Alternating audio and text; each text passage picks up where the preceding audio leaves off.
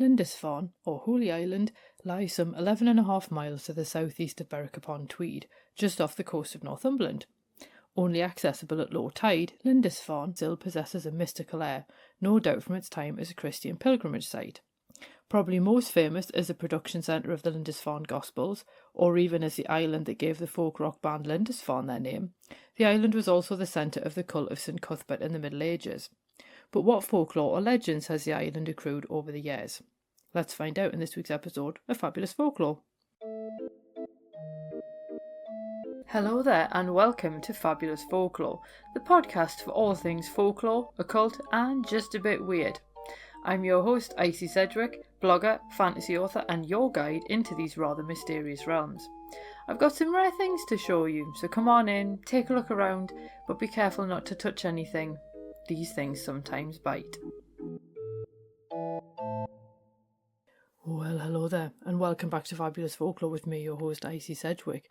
I do hope that you're well. Welcome to September, and welcome to our new theme of the folklore of islands. And I thought I would start off with one that's reasonably local to me. Obviously not entirely, because it is still at the other end of the county, but still it is in the northeast. So we are going to be having a look at Lindisfarne, or Holy Island, as it is also sometimes known. And I thought we'd just jump straight into it rather than having any beating about the bush. And I do want to start with a little bit of the history of Lindisfarne because it does sort of feed into some of the folklore as it comes along. So the Irish monk Aidan arrived on Lindisfarne in 635 CE from Iona to convert the local Saxons to Christianity. And I should say he was actually converting them back to Christianity, but that's another story for another time. Aidan then founded Lindisfarne Abbey, which at the time was at the heart of the Northumbrian kingdom. Later, a monk named Cuthbert joined the monastery in the 670s, and he later became the prior of Lindisfarne. Now, Cuthbert preferred life as a hermit and lived alone on St Cuthbert's Isle, which is just off the shore at Lindisfarne, before moving to Innerfarne, part of the Farne Islands. St Cuthbert died in 687 CE on Innerfarne, and this was the island where he essentially lived as a hermit, and I did mention this when I talked about cuddy ducks in the aquatic birds episode. The monks buried him on Lindisfarne, although 11 years later they had cause to open his tomb, and they found his body intact, and thus began the cult of St Cuthbert. So as a result, the island became a pilgrimage centre as people reported miracles at St Cuthbert's shrine. This isn't entirely surprising considering the fact he had quite the reputation for performing miracles, especially around healing while he was alive. The popularity of the monastery on Lindisfarne did lead in part to the production of the Lindisfarne Gospels in 710-25 CE. But of course, it's not all rosy times when it comes to Lindisfarne because violence arrives in the form of the Vikings on the 8th of June 793 CE, and this first Viking raid caused huge consternation among the Christian community because pagans had attacked a holy shrine and St Cuthbert had apparently allowed it to happen by not intervening at any point. Ongoing attacks over the next century forced the monks to leave in 875 CE, and they took St Cuthbert's body with them, and he now rests in a shrine in Durham Cathedral. Monks did actually return to Lindisfarne in 1069 to escape William the Conqueror's harrying of the north, so now we have some internal violence going on, because this was a period of brutal violence, and I do mean brutal in the strongest sense of the word, in Northumbria by William the Conqueror between 1069 and 1070, and it was his response to northern resistance to his rule, and he very much favoured a scorched earth policy to devastate the region north of the Humber. Some people fled the slaughter to southern Scotland, others joined resistance efforts in the Welsh marches, and according to the Domesday Book, whole swathes of northern England lost half their population and wealth after 1066. A lot of the places that were caught up in this did then end up having Norman nobles installed by William, so he basically then just ceded the country with people who were favourable towards him, which isn't a very nice thing to do, but I'm not going to sport with your intelligence by going on about that for any longer. It's just worth knowing that Lindisfarne then became like a refuge away from all the awful stuff that was going on a little bit further south. Later, the monks then built a church on the site of Cuthbert's original shrine, and they also built Lindisfarne Priory over what was left of Aidan's original abbey. Of course, the dissolution of the monasteries then comes along, which saw the end of the priory as a working ecclesiastical site in 1537. Now, the priory wasn't initially dismantled because the site proved useful as a defensive site against Scotland to the north. And in addition, construction work then began on Lindisfarne Castle in the mid-1500s on a small outcrop near the harbour. Edward Hudson and Edwin Lutyens then restored the ruins of this castle in 1902, essentially to turn it into a really posh holiday home, except it's now actually managed by the National Trust. It is notable because the gardens were done by Gertrude Jekyll, if you're interested in gardening history. But we are going to get into some legends and folklore now, so you just needed that potted history for some of these to make sense. And we're going to start off with some holy relics, which aren't really something that I've necessarily covered that much on the podcast, but they do feed into folklore in their own way. And I also mentioned earlier that Aidan arrived in Northumbria from Iona. Now, he didn't do this of his own volition. He was invited by King Oswald of Northumbria to convert the Northern Saxons back to Christianity. So Oswald gave Aidan Lindisfarne in 635 CE and apparently became one of the inspirations for Aragorn in Lord of the Rings, according to some sources. Now, in one legend, Oswald sat down to dinner with Bishop Aidan, and a servant arrived to tell Oswald that there were beggars outside. Could he give them some scraps from the kitchen? Oswald refused, telling the servant to send out the royal meal instead, along with the silver serving platter.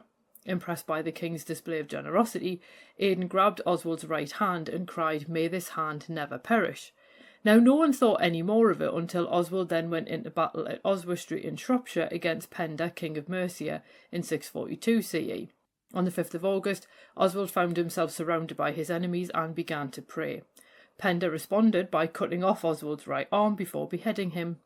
Now, according to the legend retold by Rupert Matthews, the Northumbrians retrieved Oswald's body but then kept his head and arm as relics. Oswald's head ended up in St Cuthbert's tomb, while the arm went to Lindisfarne. When the monks fled Lindisfarne to escape the Viking raids, they opened the casket and found Oswald's arm as fresh as the day it was severed, and then they left it at Bamborough for safekeeping. Except on the website for the Greek Orthodox Church in Shrewsbury, they relate a legend in which a large bird tried to carry away the right arm only to drop it, and a healing spring apparently appeared on the spot. And according to them, the relics went to St Oswald's Priory in Gloucester, with the head again finally buried with St Cuthbert. During the Middle Ages, the arm ended up in Peterborough Cathedral under somewhat dubious circumstances. Matthews relates the belief that the relic remains somewhere near Bamborough, and given it's no longer in Peterborough, it's basically anybody's guess where it is now. And obviously, given the amount of violence that the island has witnessed over the centuries, it's hardly surprising that it boasts the odd ghost story or two. Most ghost stories centre around the Priory, perhaps for obvious reasons, with St Cuthbert's ghost the most often seen phantom. In one legend, Alfred the Great sought refuge on Lindisfarne, and St Cuthbert appeared to offer him comfort, promised him everything would be fine, and also foretold him becoming King of England. Cuthbert was actually right on all counts in this particular story, although it doesn't really go into much more detail than that.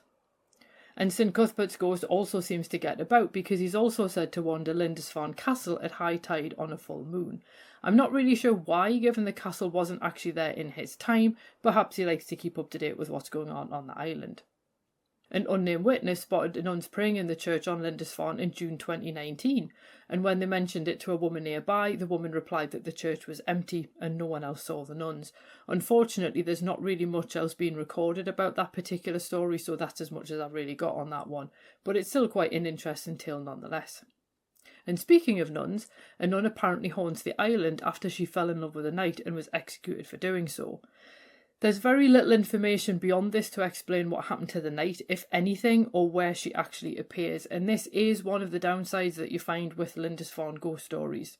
All that seems to be preserved is a snippet or a scrap of information, and any kind of detail or nuance or background even is often missing, which is a little bit of a pain when you run a folklore podcast. Another example of this is there's also believed to be a large spectral white hound who leaps out of the castle ruins at people before crawling back into its hiding place. And I found that one a little bit baffling because the ruins were incorporated into the castle in 1903, so I'm assuming that that particular legend predates Lutyens' restoration work, but it doesn't explain what the hound's doing there or what it does other than jumping out at people, or indeed if people still actually see this. Meanwhile, a Civil War ghost apparently strolls around Lindisfarne Castle, but again, the reports are vague and no one specifies if he's a cavalier or a parliamentarian. Finally, other people have also seen ghostly monks near the causeway. This really does make a lot of sense though, because obviously it was a monastic island, and some speculate that they are the monks massacred by the Vikings in 793 CE. Apparently they're keeping watch by the causeway in case the Vikings should return.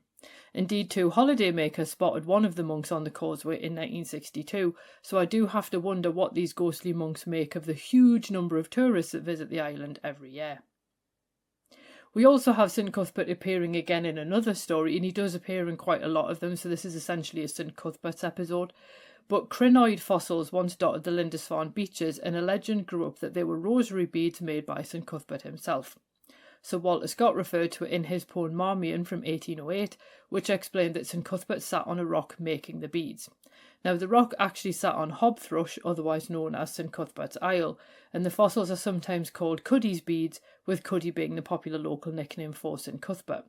Now, it's hardly surprising that he'd be seen sitting on St Cuthbert's Isle, because that was where he withdrew to in his efforts to live as a hermit before he went to Lindisfarne. But according to the poem, people might hear the deadened clang from his anvil when storms gathered or night fell. And by the late 18th century, local children were gathering them to sell them to visitors, repeating the legend that St Cuthbert made them, and he still sat on a rock to make them on particular nights. Indeed, some people think that the stones bring the wearer good luck. And finally, I wanted to include this custom because I quite like customs as a part of folklore rather than just always focusing on ghost stories. And I wasn't really sure where else in the episode to put it, but I thought it was a fascinating remnant of lore, so we will include it. And yes, it does include St Cuthbert again. But there was actually a wedding superstition that brides had to walk the length of the so-called petting stone just outside St Mary's Church. If the bride couldn't, the marriage would be unfortunate, and people claimed that the stone was the pedestal of St Cuthbert's cross. Now, the stone is actually a lot larger than you would imagine, and a photo of a bride in 1915 shows that she actually had to be helped to climb up onto it because it is probably a couple of feet high. And a couple in 2006 actually reenacted the custom for their wedding to help bless the marriage with fertility and good luck. There is a suggestion that the stone actually dates back centuries and might have been on the island before the monks abandoned the first priory in 875, which does mean that anyone who takes part in that custom is really engaging with the island's history going back quite some centuries, which is quite cool. Normally I would do a what do we make of part at the end of the episode, but I think in this particular case it wouldn't really make sense to do that because, as you might have noticed, all of these stories kind of centre around St Cuthbert, and I think it's because he's become so intrinsically linked with the island. Obviously being that where he was made bishop, that was where essentially he made his name, and I think that because his relics ended up there at some point, and obviously he was taken away from there when the Viking raids got so bad, that I think he has got this really tight link to the island. It's very fact it's his ghost that appears most often. Yes, you have the monks on the causeway, but it's his ghost that seems to be the one that people recognise. How people know what he looks like, I'm not really sure, so I'd like to think he maybe introduces himself to people in some way. But I suppose obviously people familiar with ecclesiastical art would probably have had a bit more of an idea who these different figures were than we do here in the 21st century. If you are in Northumbria at any point, I would highly recommend a visit to Lindisfarne. It is worth bearing in mind that you can only cross the causeway at low tide, and many a driver has been caught out by not checking the tide times in advance and then found themselves stranded when the North Sea comes in. So it is a good idea to check the tide times before you go, and obviously before you leave the island as well. It does get really busy to the extent that I think it must be really irritating living there in the summer with the sheer number of tourists who come to visit. But it is worth having a look around Lindisfarne Castle. It's quite small and compact, but it is really nice. The priory is also quite interesting, particularly with the so-called rainbow arch that's still there. And it's just really to soak up the atmosphere. If you are in the area, I would also recommend taking one of the boat trips out to Lindisfarne. It's brilliant when the puffins are there, because obviously puffins are amazing. But even when they're not there, you can at least still see where St Cuthbert spent some of his time and so on as well. There is also a piece of local folklore that he actually charmed all the demons off Lindisfarne when he arrived, so he could live there in peace. So he's got quite a lot of these really cool supernatural stories associated with him, which I think kind of probably makes him an unofficial patron saint of Fabulous Folklore, to be honest, but that might also just be because he's local. I don't know. I hope you enjoyed that though. We are going to be having a look at another island next week. I haven't decided what it is yet, so you'll find out next week when the episode comes out. But if you've got any particular requests, if as ever you just drop us a line and let me know. There's various ways to do that and I'll see what I can do. But apart from that, I will see you next week, and I hope that you have a marvellous week ahead. Cheerio. Well, thanks for listening, and I hope you enjoyed that episode. If you did, feel free to leave a review wherever you listen to podcasts, because that helps other people find the show too. It also takes between 4 and 6 hours to research, write, record and edit these episodes, so if you want to help support my time in doing that, then you can buy me a coffee, or you can join the Fabulous Folklore family on Patreon and enjoy extra benefits, including exclusive episodes and articles and even illustrated talks. All the links you need are below, and thanks in advance.